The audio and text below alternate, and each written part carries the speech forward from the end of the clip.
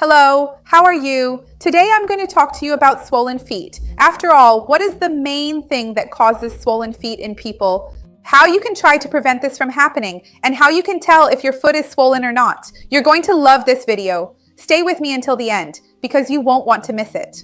If you love tips on nutrition, health, and fitness, you're going to love this channel. So go ahead and subscribe, and remember to turn on the notification bell to get updates. I have new videos every day, and you're going to love them. So if you love these videos where I talk more about swelling, swollen legs, tired feet, go ahead and leave your like, and I'll come back and make more similar content for you.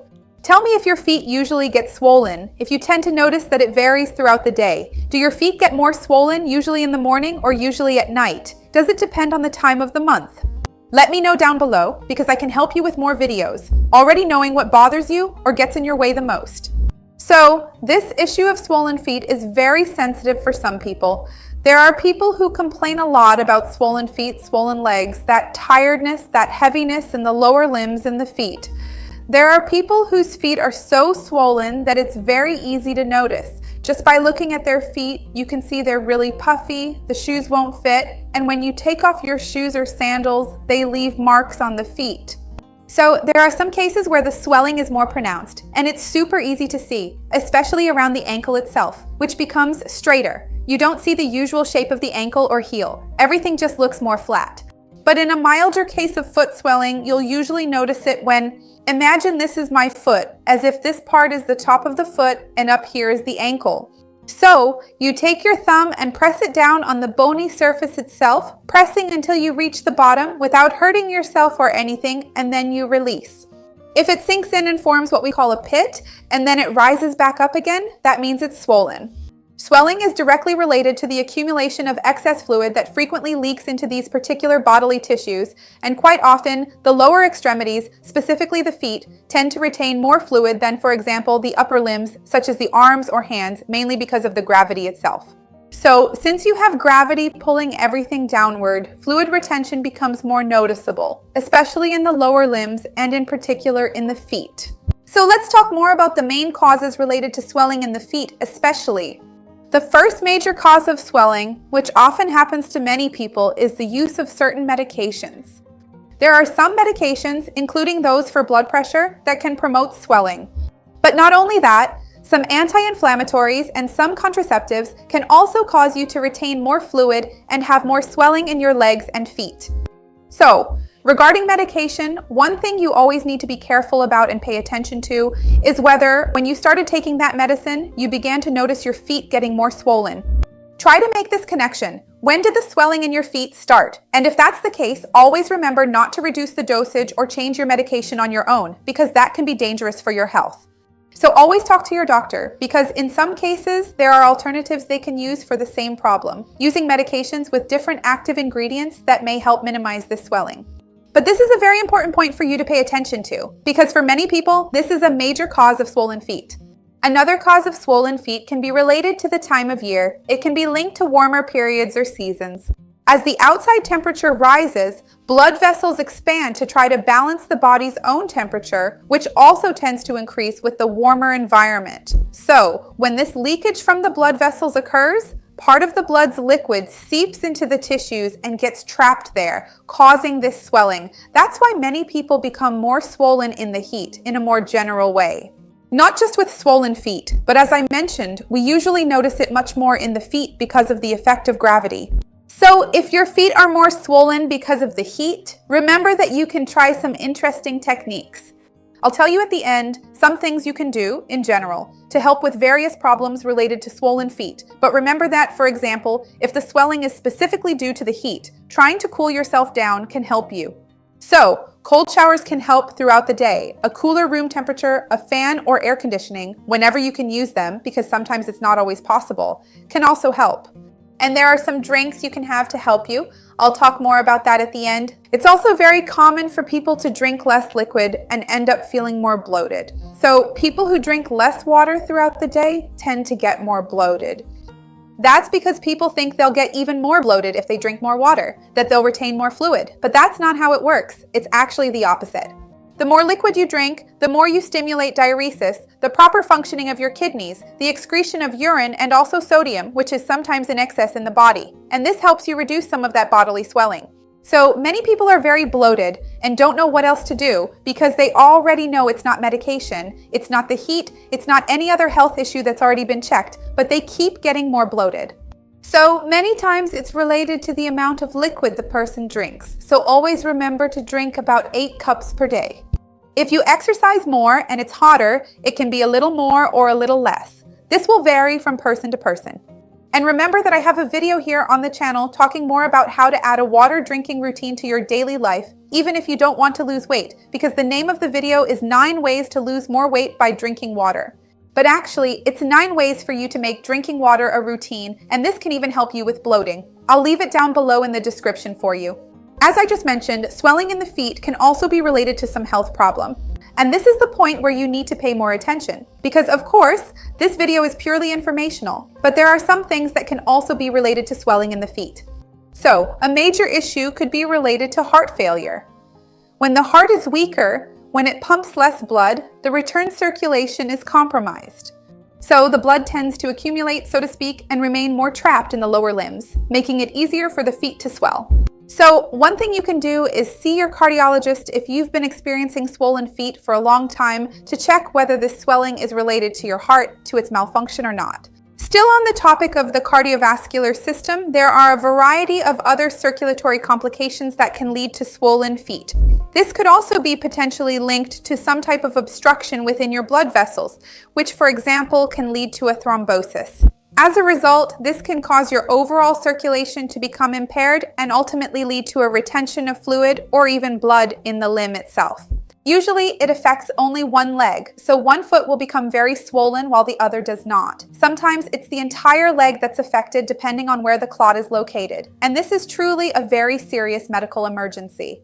So, if you haven't twisted your foot, if you haven't hit it, haven't fallen, or had any sprain that would explain why your leg woke up swollen or became swollen throughout the day, sometimes it feels warm, sometimes it looks reddish.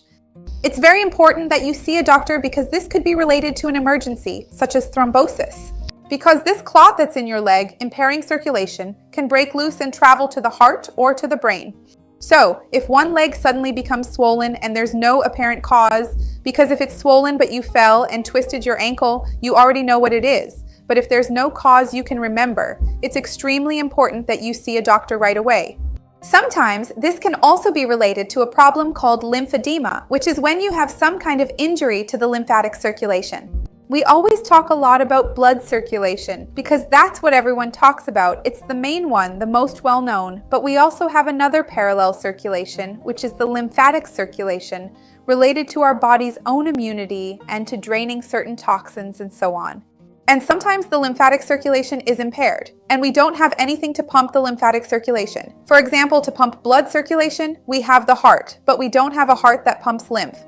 So sometimes it also tends to accumulate more, especially in the lower limbs. So if your lymphatic circulation is impaired, or if you actually have lymphedema that affects circulation to the lower limbs, this can also lead to a more swollen foot. Other health problems that can also lead to swollen feet are, for example, kidney problems. People who have more difficulty with their kidneys, have some type of pre-existing problem or an infection, may have issues related to poorer salt excretion or even poorer fluid excretion, leading to more fluid and more sodium accumulating in the body, which also contributes to swollen feet. Liver problems can also lead to swollen feet because the liver has very important and diverse functions in our body. We often remember the liver because of its role in detoxifying the body. It has a natural detox capacity, it provides energy, it also helps in the production of immune compounds, and it also assists in protein production. So, when your liver is not working as well as it should, it ends up producing fewer proteins for your body to use. This lack of protein production makes it harder for your system to keep the right balance. As a result, some of that intracellular fluid starts to leak out of the cells, moving into other areas, because the body is trying to compensate and restore the proper proportion of protein in the blood. So this often first shows up as symptoms like swollen feet, but swelling related to liver problems can be generalized. The person might even develop that distended abdomen known as ascites. So sometimes it's not just the feet that are swollen, but there's more fluid throughout the whole body, and that's really a sign of liver failure, which also requires prompt medical attention. So what can you do to try to minimize this swelling in your feet? Ideally, you should stay very well hydrated. As I've already mentioned, drink plenty of water throughout the day, unless you have a specific kidney problem and have been advised against it. But drinking plenty of water will definitely help you. Also, eating foods that are naturally rich in potassium can help because potassium acts in opposition to sodium. There's what we call the sodium-potassium pump. The more potassium you have, the more sodium you excrete. So this is also helpful for eliminating excess fluid and sodium from our bodies, which contributes to swelling. Once again, if you have any kidney problems, you might have a specific recommendation regarding your potassium intake. So remember that this video is purely informational and is meant to be general, just to talk about these health issues. But if you have a specific condition, it's important that you speak directly with your doctor to see what does or doesn't apply in your case. But then, if you don't have kidney problems and you want to increase your potassium intake, good sources to add to your daily diet are, for example, beet greens, which naturally have a very high amount of potassium. Coconut water, potatoes in general, dried fruits are good sources of potassium for you to add more of in your daily routine, and avocado itself is also a great option. It's also important to try to reduce your sodium intake, because if you're trying to excrete as much sodium as possible, but you consume a lot of sodium, you'll end up increasing its amount in your body again. So, cook with as little sodium as possible in your daily life, but also remember that most of the sodium we consume is found in processed foods due to preservation and shelf life, and even for flavor. Eliminate processed foods from your life as much as possible, and always check the label for the amount of salt, because sometimes a food is sweet but still contains salt, like diet soda, for example. It's important for you to check the label of any processed food to see if it contains sodium and how much sodium it has. And really avoid excess sodium and salt when preparing your meals. Some individuals who experience a magnesium deficiency also frequently tend to have more noticeable swelling in their feet. Therefore, you can certainly try to consume more magnesium-rich foods as a regular part of your daily routine. Nuts are good sources: cashews, Brazil nuts, walnuts. They are all good sources of magnesium. Pumpkin seeds are also an excellent and affordable option, as is wheat germ. There are several foods you can try to add more of to your daily routine to ensure good magnesium levels and try to improve in this regard as well. If you are overweight, trying to lose weight and maintain a healthy weight will help you as well, because excess body weight impairs circulation and promotes fluid retention in the feet, in addition to making the body more inflamed and hindering the proper functioning of the body as a whole. So obviously, weight is important for various health issues, not just swelling. But usually, when you manage to lose a bit of weight, you already notice a significant improvement in circulation and in the swelling of your feet as well. Remember that I have a playlist here with lots of great tips on how to lose weight. I'll leave it down below in the description for you. There are also other things you can do, which are palliative, but they really help with the feeling of heaviness and swelling in your feet. So one thing that always helps is to try to elevate your feet above the level of your heart. So you lie down on the bed like this, and your feet need to be above your heart level. You can use some pillows, or you can rest your feet up against the wall, because this will actually use gravity to help the blood flow back. Even the fluid itself tends to flow back more, which helps reduce swelling and improves lymphatic circulation. So it helps in that way as well. Similarly, massaging your feet can help. You just need to be a bit careful, because some people who have very swollen feet end up with skin that is very stretched, shiny, and thin.